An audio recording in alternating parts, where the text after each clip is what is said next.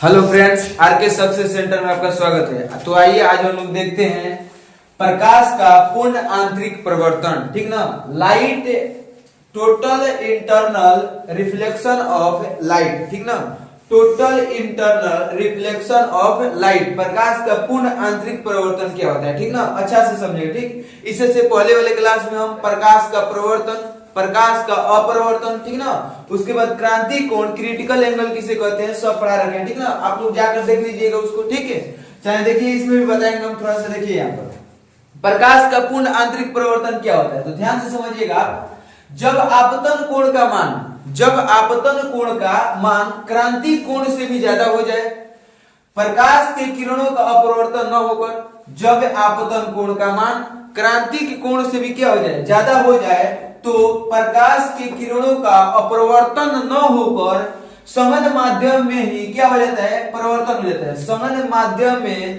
परिवर्तन हो जाता है, क्योंकि अपवर्तन कोण का मान 90 डिग्री से ज्यादा नहीं हो सकता है। ठीक ना, इसी घटना को प्रकाश का पूर्ण आंतरिक परिवर्तन कहते हैं। ठीक, आप लोग समझिएगा थोड़ा सा।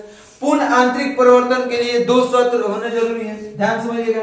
पूर्ण आंतरिक परिवर्तन के लिए दो शर्त का पालन करना अति आवश्यक है। पहला क्या है, जो माध्यम होना चाहिए, प्रकाश सघन माध्यम से विरल माध्यम में जाना चाहिए। प्रकाश सघन माध्यम से विरल माध्यम में जाएगा तो पूर्ण आंतरिक परिवर्तन होगा, वरना विरल से सघन के केसेस में पूर्ण आंतरिक परिवर्तन नहीं होगा। ठीक ना, दूसरा क्या है, आपतन कोण का मान क्रांति कोण से ज्यादा होना चाहिए। यदि आपतन कोण का मान क्रांति कोण से ज्यादा नहीं होगा तो प्रकाश का पूर्ण आंतरिक परिवर्तन नहीं होगा। ठीक ना, तो इन दोनों शर्त का पालन करना अति आवश्यक है। ठीक ना, उससे कुछ घटने वाली घटना है कि प्रकाश के पूर्ण आंतरिक परिवर्तन से कौन कौन सी घटनाएं घटती है, थोड़ा सा हम समझते हैं यहाँ चित्र के माध्यम से। ठीक ना, जैसे मान लीजिए ये कोई, मान लीजिए कोई माध्यम को घटता है, ऊपर क्या होना चाहिए, सघन माध्यम। कौन माध्यम होना चाहिए, सघन माध्यम। ठीक ना, नीचे क्या होना चाहिए, विरल माध्यम, विरल माध्यम। ठीक ना, ध्यान से आप लोग समझिएगा। प्रकाश के पूर्ण आंतरिक परिवर्तन होने के लिए प्रकाश को सघन माध्यम से विरल माध्यम में जाना अति आवश्यक है। ठीक है, अब चलिए जैसे हम मान लेते हैं कि ये सघन माध्यम है, ये क्या है, विरल माध्यम है। ठीक है, इसको मान लीजिए कि एमएन कोई अभिलंब है, एमएन कोई क्या है, अभिलंब है, जबकि इसको मान लेते हैं ओ कोई आपतन बिंदु है, ओ कोई क्या है, आपतन बिंदु है। ठीक है, अब थोड़ा ध्यान से समझिएगा आप लोग। जब प्रकाश की किरणें इधर से चलेगी, जब प्रकाश की किरणें सघन माध्यम से, जब प्रकाश की किरणें आपतित किरण, जैसे इसको मान लेते हैं हम पी, ठीक ना, तो पीओ को क्या मानेंगे हम लोग, आपतित किरण। ठीक है, जब आपतित किरण आपतन बिंदु पर पड़ती है और पड़ने के बाद देखिए यहाँ पर, यदि माध्यम न होता, यदि यहाँ पर सघन माध्यम विरल माध्यम ये माध्यम न होता, जो ये देख रहा है माध्यम न होता, तो जो प्रकाश की किरणें हैं सीधे निकल जाती, जो प्रकाश की किरणें है सीधे निकल जाती। हम अपवर्तन के केस में, क्रांति कोण के केस में अच्छा से बताएं इसको। ठीक ना, आज भी बता रहे हैं, देखिए आप लोग ध्यान से देखिए। यहाँ पर जब मान लीजिए प्रकाश की कोई किरणें आ रही है, प्रकाश की कोई किरणें आ रही है, यदि माध्यम न होता तो सीधे निकल जाती, यदि माध्यम न होता तो सीधे निकल जाती। ठीक ना, लेकिन माध्यम होने, क्योंकि सघन माध्यम से विरल माध्यम में जा रही है, तो जब प्रकाश की किरणें सघन माध्यम से विरल माध्यम में प्रवेश करती है तो अभिलंब से दूर हट जाती है और उसकी गति तेज हो जाती है। जब सघन माध्यम के मतलब मान लीजिए आप लोग पानी, ठीक है, विरल माध्यम के मतलब मान लीजिए हवा। ठीक है, सघन माध्यम को कहते हैं, सघन माध्यम में घनत्व अधिक होता है, जबकि विरल माध्यम में घनत्व क्या होता है, कम होता है। ठीक ना, अब देखिए यहाँ पर जब प्रकाश की किरणें आपतन बिंदु पर आपतित होती है तो पीओ को क्या बोलेंगे, आपतित किरण, और जो इसके बीच में जो एंगल बना उसको बोलते हैं हम लोग आपतन कोण। ठीक ना, उसको क्या बोलते हैं हम लोग, आपतन कोण। यदि माध्यम न होता तो प्रकाश की किरणें सीधे निकल जाती, यदि माध्यम न होता तो प्रकाश की किरणें सीधे निकल जाती, लेकिन सघन माध्यम से विरल माध्यम में जा रही है, इसलिए अभिलंब से दूर हट जाएगी। इसको मान लीजिए विरल माध्यम में, थोड़ा सा विचार देना है इसको। ठीक ना, अभिलंब से क्या हट जाएगी, दूर हट जाएगी। ठीक, अभिलंब से क्या हट जाएगी, दूर हट जाएगी। जब हम लोग आपतन कोण का मान बढ़ाएंगे, इसको क्या बोलेंगे हम लोग, आपतन कोण। ठीक ना, जब आपतन कोण का मान बढ़ाएंगे, जैसे मान लीजिए आपतन कोण यहाँ पर आ गया, आपतन कोण का मान बढ़ा दिए, अब आपतन कोण कितना हो गया, तो इतना हो गया। ठीक है, जब आपतन कोण का मान बढ़ाएंगे तो अपवर्तन कोण का मान क्या होगा, बढ़ेगा। पहले अपरिवर्तन कोण कितना था, तो इतना था, ठीक ना। अब अपरिवर्तन कोण कितना हो गया, तो इतना हो गया, ठीक है। मतलब आपतन कोण का मान बढ़ाएंगे तो अपरिवर्तन कोण का मान भी क्या होगा, बढ़ेगा, ठीक है।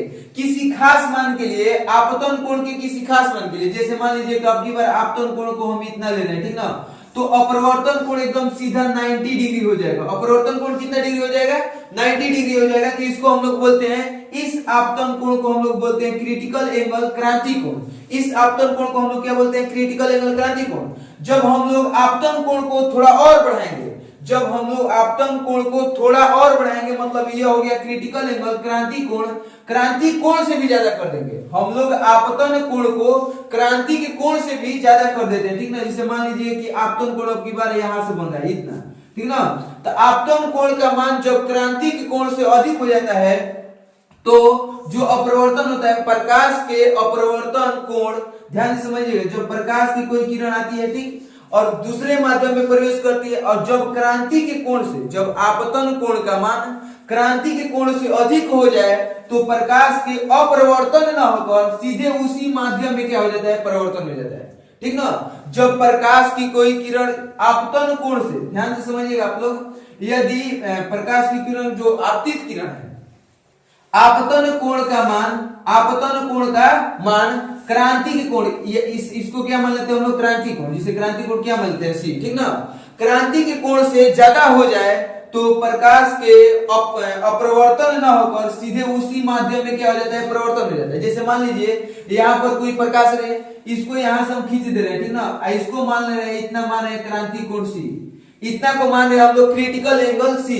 जब आपतन कोण का मान इतना से बढ़कर इतना हो गया, टोटल इतना हो गया, ठीक ना, यहां से देखिए, यहां से इतना को हम लोग मान रहे हैं क्रिटिकल एंगल सी, ठीक ना।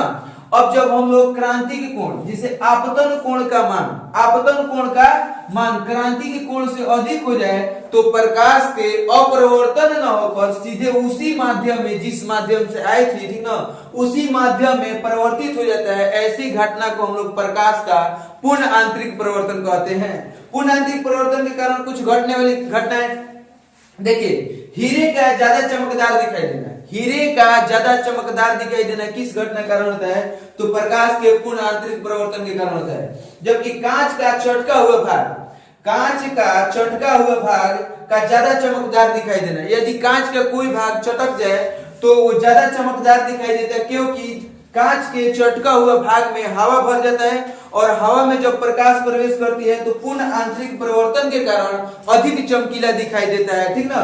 जबकि रेगिस्तान में सबसे अधिक पूछने वाला क्वेश्चन ऑब्जेक्टिव टाइप में, रेगिस्तान या ठंडे प्रदेशों में मरीचिका का बनना। अब मरीचिका क्या होता है, ध्यान से समझिएगा, रेगिस्तान या ठंडे प्रदेशों में मरीचिका का बनना। मरीचिका क्या होता है, तो जब हम लोग, चाहे कोई व्यक्ति, चाहे कोई यात्री रेगिस्तान में जाता है या ठंडे प्रदेशों में जाता है, तो उसको भ्रम हो जाता है। भ्रम क्या हो जाता है, जैसे दूर से कोई पेड़ दिखाई देता है उसको, यदि दूर से रेगिस्तान में दूर से कोई पेड़ को देखता है तो उसे दिखाई पड़ता है कि जो पेड़ है वो उल्टा दिखाई पड़ता है। पेड़ कैसे दिखाई पड़ता है, तो उल्टा दिखाई पड़ता है। इसका कारण है, इससे व्यक्ति महसूस करता है कि वहां पर जल है, जल का भ्रम हो जाता है। लेकिन ऐसा कुछ नहीं रहता है कि वहां पर तालाब है, जल है, ठीक ना, वहां पर कुछ भी नहीं है। लेकिन तभी व्यक्ति को दूर से देखने पर जो पेड़ है वो उल्टा दिखाई देता है, और मन में भ्रम हो जाता है कि वहां पर कोई तालाब या पेड़ होगा, जिससे पेड़ उल्टा दिखाई दे रही है, ठीक ना।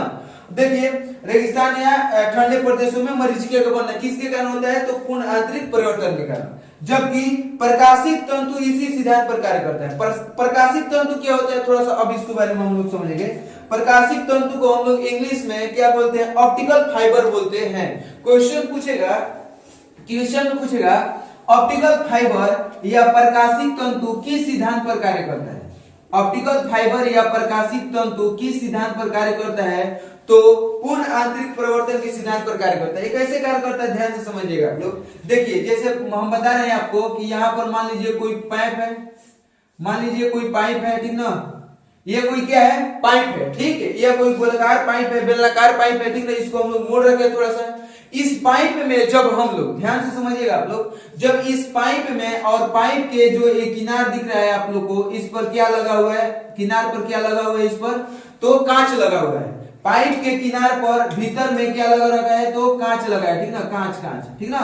अब देखिए ध्यान से समझिएगा, पूर्ण आंतरिक परिवर्तन प्रकाशिक तंतु के सिद्धांत पर कैसे प्रकाशिक तंतु पूर्ण आंतरिक परिवर्तन के सिद्धांत पर कैसे कार्य करता है।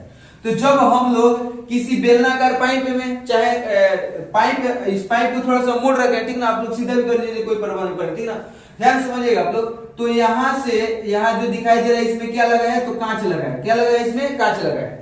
जब यहाँ से हम लोग प्रकाश को प्रवाहित करेंगे, जब यहाँ से प्रकाश को प्रवाहित करेंगे तो प्रकाश ऐसे जाएगा, ठीक, और टकराने के बाद फिर वापस इस पर लड़ जाएगा, ठीक ना, फिर टकराने के बाद वापस इस पर लड़ जाएगा, और फिर टकराने के बाद वापस इस पर लड़ जाएगा, और फिर टकराने के बाद वापस इस पर लड़ जाएगा, और सीधे कहां निकल जाएगा, बाहर निकल जाएगा। मतलब यदि किसी पाइप में हम यहाँ से प्रकाश डाले, यहाँ से लाइट मारे, तो सीधे क्या होगा, आगे सबसे पहले जाएगा, फिर घूम जाएगा, फिर ऐसे करते करते कहां निकल जाएगा, तो बाहर निकल जाएगा। इसी को हम लोग बोलते हैं प्रकाशिक तंतु, ऑप्टिकल फाइबर पूर्ण आंतरिक परिवर्तन के सिद्धांत पर कार्य करता है, ठीक ना।